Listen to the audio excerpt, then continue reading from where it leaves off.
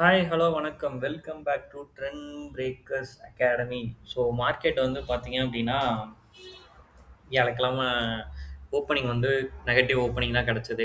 எதிர்பார்த்த மாரியே. ஒரு ஓப்பனிங்க்கு அப்புறம் வந்து பார்த்தீங்கன்னா, ஒரு நல்ல செல்லிங். ஒரு சூப்பரான செல்லிங் டுவர்ட்ஸ் வந்து 23,850 நம்ம சொன்ன மாரி வந்து கீழ இறங்குச்சு.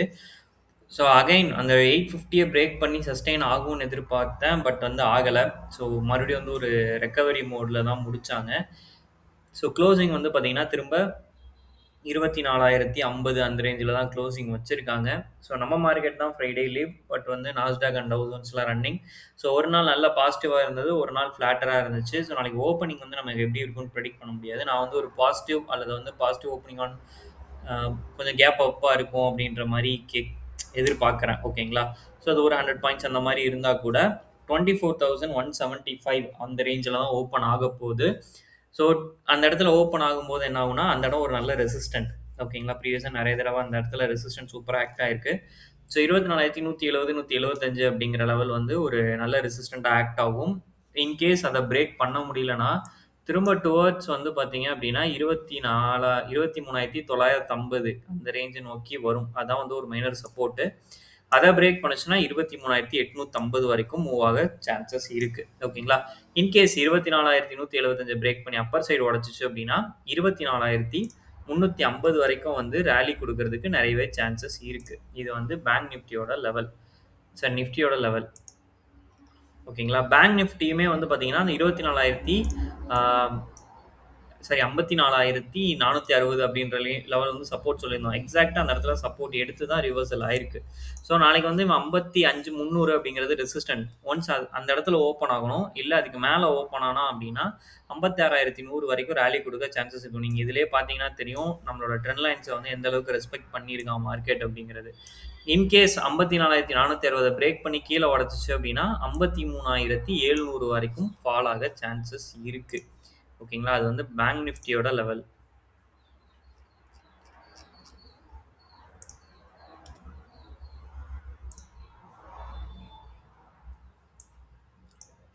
ஐடி செக்டார் நான் அந்த இடத்த உடைப்பான். கீழ அடுத்து செல்லிங் போகும். 28,500 உடைச்சு திரும்ப செல்லிங் போகும்னு நான் எதிர்பார்த்தேன். பட் செல்லிங் போல. அந்த இடத்த தாக்கு பிடிச்சு ஒரு சைட்வேஸ் பில்டப் ஆயிட்டு இருக்கான். ஸோ மொமெண்டம் இல்ல. கம்ப்ளீட்டா சைட்வேஸ்ல தான் இருக்கு IT. HDFC bank. So HDFC bank அந்த 780 அப்படிங்கிற ரெசிஸ்டன்ட்க்கு கீழ 771ல ட்ரேட் ஆயிட்டு இருக்கு. அவன் 780க்கு மேல போனா தான் அடுத்த ஒரு மொமெண்டம் வந்து நல்ல பாசிட்டிவ்ல போகும். ஸோ அவன் போறானா இல்லையான்னு பார்க்கலாம். ரிலையன்ஸ் நல்ல செல்லிங் ஆகி திரும்ப ரெசிஸ்டன்ட்ல தாங்க க்ளோசிங் வைக்கிறான். அவன் ஓப்பனிங் வந்து சூப்பரான ஒரு செல்லிங் கிடைச்சுச்சு.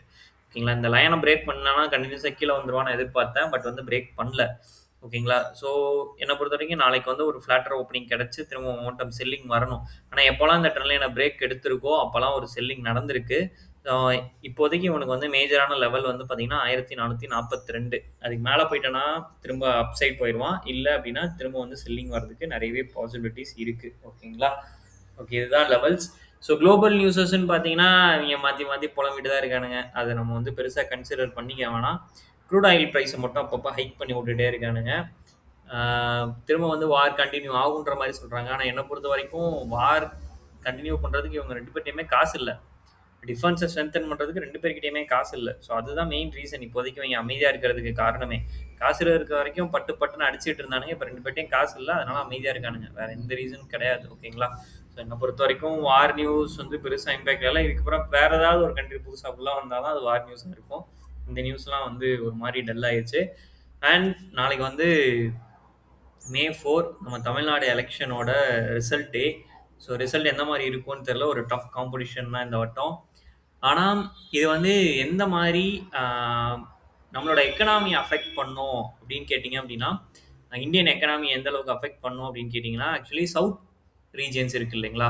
லைக் வந்து தமிழ்நாடு, ஆம் கேரளா, ஆந்திரா, கர்நாடகா, தெலுங்கானா. ஸோ இந்த 5 கண்ட்ரீஸோட எக்கனாமிக்கல் குரோத் வந்து பார்த்தீங்க அப்படின்னா, இந்தியன் எக்கனாமிக்கல் குரோத்துக்கு வந்து ரொம்ப சப்போர்ட் பண்ணி குடுக்குது. அதுவும் தமிழ்நாடு வந்து பார்த்தீங்கன்னா, ஆல்மோஸ்ட் வந்து 10 to 11% வந்து ஆக்சுவலி போன வட்டம் 11 பாயிண்ட் சம்திங். இந்த வட்டம் வந்து 10 பாயிண்ட் சம்திங்க. ஸோ கான்ட்ரிபியூஷன் வந்து ஹெவியா இருந்திருக்கு. ஓகேங்களா? ஸோ இந்தியன் எக்கனாமி வந்து நல்லா குரோ பண்ணி குடுக்குறதுக்கு நெறையவே வந்து சப்போர்ட் பண்ணி குடுத்துட்டு இருக்கு.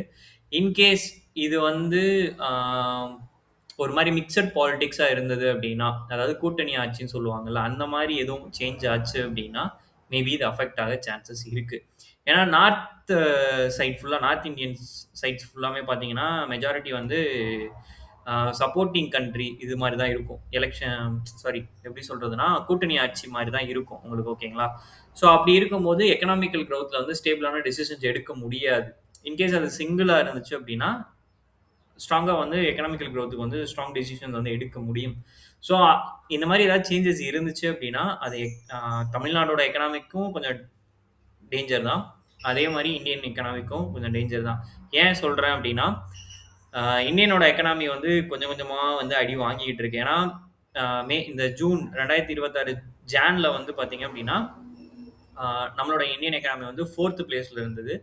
இப்போ மேல வந்து பார்த்தீங்கன்னா, 6த் பொசிஷனுக்கு வந்துருச்சு. ஓகேங்களா? ஏன்னா எஃப்ஐஎஸ் ஓட இன்ஃப்ளோ சுத்தமா இல்ல. அதே மாரி ஆம் நம்ம டாலர் ரேட் வந்து பார்த்தீங்கன்னா, அகைன் நியூ ஹை ரீச் பண்ணியிருக்கு. அரவுண்ட் 95 பிளஸ் வந்து போயிருச்சு. ஓகேங்களா? ஆக்சுவலி எனக்கு தெரிஞ்ச வரைக்கும் ஒரு 65, 60ல இருந்தது. அப்புறம் நான் ஷேர் மார்க்கெட் பார்க்க ஆரம்பிச்சப்போ 80 அந்த ரேஞ்சுல இருந்தது. இப்போ வந்து 95 போயிருச்சு. ஓகேங்களா? நியூ ஹையர் ரீச் ஆயிருக்கு. இது வந்து ரொம்ப ரொம்ப டேஞ்சர். ஓகேங்களா? ஆ நம்ம பொருளாதாரம் வந்து ரொம்ப இறங்க ஆரம்பிச்சிருக்கு. ஸோ, அத வந்து ஸ்டெபிலைஸ் பண்ணணும். ஸோ, அது எந்த மாரி பண்றாங்க அப்படின்னு தெரியல. டாலரோட ரேட் ஏற ஏற இந்தியன் எக்கனாமி டவுன் ஆயிட்டே இருக்கும். ஆல்ரெடி வந்து நம்ம எக்கனாமிய செத்த எக்கனாமின்லாம் சொல்லியிருக்காரு ட்ரம்ப்பு. ஆம் ஸோ டவுன் ஆயிட்டே இருக்கு. ஸோ பார்ப்போம் என்ன பண்றாங்க? என்ன மாரி நடக்க போது? நாளைக்கு ரிசல்ட்ஸ் எந்த மாரி வரப்போது? அப்படிங்கிறத ஸோ யார் வந்தாலும் சரி, நல்ல ஆட்சி குடுத்தா நல்லது தான். எக்கனாமி நல்லா டெவலப் ஆனா நல்லது தான். இந்தியன் எக்கனாமியும் சரி, தமிழ்நாடு எக்கனாமியும் சரி. ஓகேங்களா? ஓகே. பார்ப்போம். Let's see. நெறைய பேர் பார்க்குறீங்க. உங்களுக்கு யூஸ்ஃபுல்லான போற ட்ரெண்ட் பிரேக்கர்ஸ் அகாடமி இதுவரைக்கும் நீங்க சப்ஸ்கிரைப் பண்ணல அப்படின்னா, சப்ஸ்கிரைப் பண்ணிக்கோங்க. தேங்க் யூ ஃபார் வாட்சிங்.